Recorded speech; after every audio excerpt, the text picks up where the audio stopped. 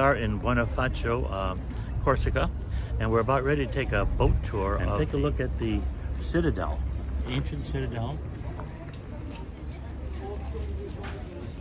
And this is the one of the boats that we're going to be taking.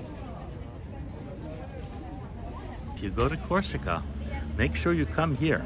This is one of the second biggest towns in the whole island. The island, by the way, only has 350,000 people. Unbelievable for such a large island. And during the summer, it has over 7 million tourists.